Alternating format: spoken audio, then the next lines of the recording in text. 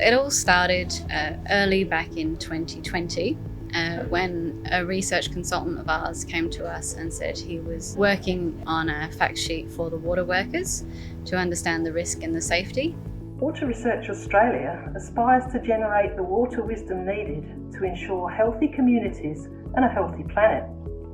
And by wisdom, we don't just mean knowledge, but knowing how, where and when to use it. And we do this by delivering collaborative water research, innovation and capability building that supports public health and safeguards the sustainability of our water resources. WaterRA started life as the CRC Water Quality and Treatment in 1995. And while in the intervening years, the breadth of our research and membership has grown and our name has changed, first to Water Quality Research Australia and now Water Research Australia, a constant has been our collaborative approach and the strength of the support we receive from the water industry. The legacy of WaterRA was through the CRC for Water Quality and Treatment, and the membership base of WaterRA from being in that CRC really set us up to be in the right position to undertake this sort of research in Australia.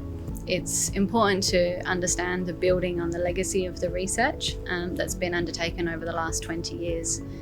And WaterRA building on that with our members and bringing everybody together has been really groundbreaking. As the SARS-CoV-2 pandemic started in January and February 2020, we wanted to think about, well, what could the water sector do to support this response, and what were the water sector's needs in relation to this pandemic. And WaterRA put together fact sheets summarising the types of problems that the water sector would face, as well as the research needs needed to be addressed.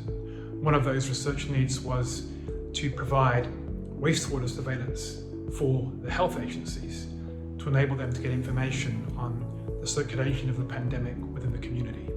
WaterRA's role in driving the research behind ColoSSoS really started in that fact sheet when we brought together the utilities, the health departments, health regulators and research organisations to understand what COVID-19 meant for the water industry. WaterRA brought together our experts to write that fact sheet, and then following on from that, it became evident that quickly it became a pandemic, and we could then start to investigate whether we could test in the sewers for the virus. So rather than add any pressure to our utilities and to our health regulators, we wanted to just utilise existing sample runs.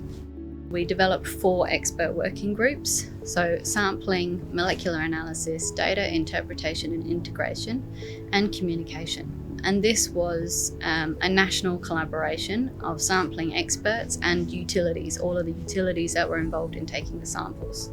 From near the onset of the COVID-19 pandemic, Melbourne Water began working with Water Research Australia and the entire Victorian water industry to rapidly develop and roll out a wastewater surveillance capability of unprecedented scale for the benefit of our customers and the community at large. Throughout the ColoSSoS project, Water Research Australia played a foundational role in linking up its many members, in bringing together technical experts, and in providing a bridge to international research and development. The next step in the process after sampling is molecular analysis.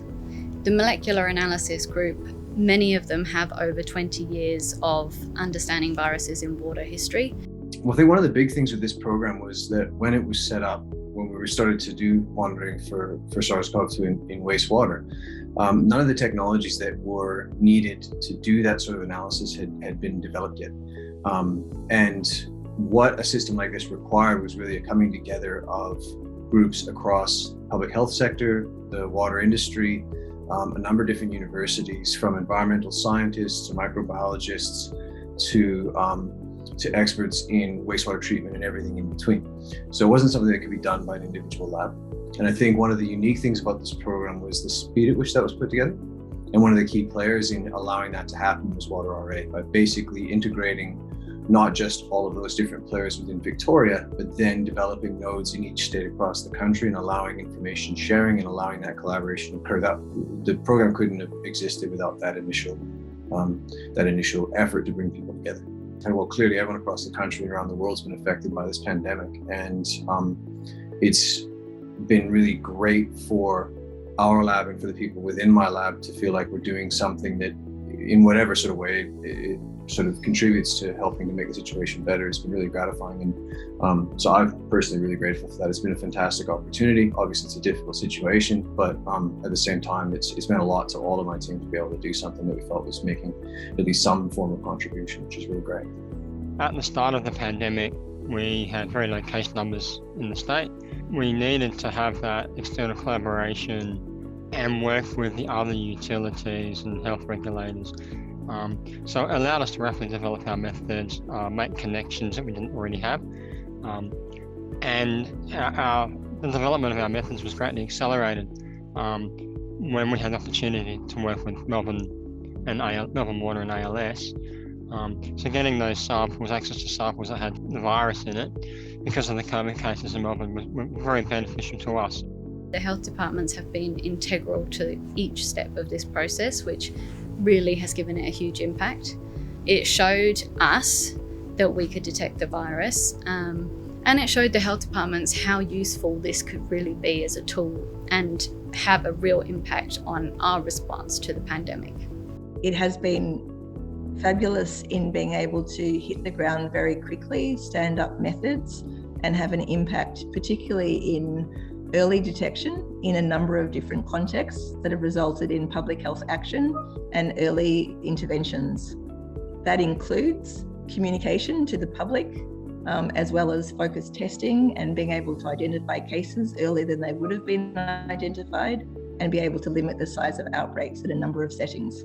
I think the collaboration that's been created through this process has been really important in bringing together different disciplines and working together in a true interdisciplinary, not just a multidisciplinary collaboration to solve important problems.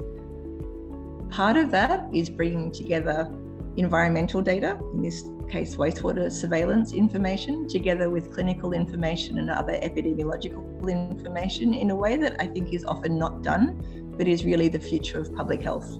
The health departments being integral to WaterRA membership, as well as the research organisations, really make WaterRA have a lot of impact in the industry. This project may have a lasting impact. It's been pivotal to the national COVID response plan.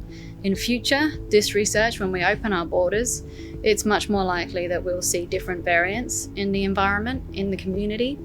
And really opening up this research to uncover the variants will be the next early warning. So we're really continuing to build on this innovation and the impact it's already had. I think this research will have a huge legacy for the water industry and for the combination of water and public health. I think wastewater-based epidemiology will become a huge research area and a huge area of impact for the community and for public health. ColoSSoS has created support and interest for the field of wastewater-based epidemiology that has huge potential to contribute to healthy communities and a healthy planet, and has positioned WaterRA and its members at the forefront of this. ColoSSoS has established trusted relationships between leading researchers and the professionals of the water and health sectors, enabling synergy and exciting new research collaborations. And finally, it has shown the scale of what WaterRA and our members can achieve when we all work together with a common goal, and it has given us the confidence to aim high in the future. The guidance that we got and the support that we got from our members and from the CEO of WaterRA to really develop this, putting in lots of staff in-kind time and driving it through WaterRA, it took a lot of time and it took a lot of effort, and it's really paid off because we've been able to contribute so much to the public health and to the COVID response nationally, and also to hopefully to international programs and their COVID response.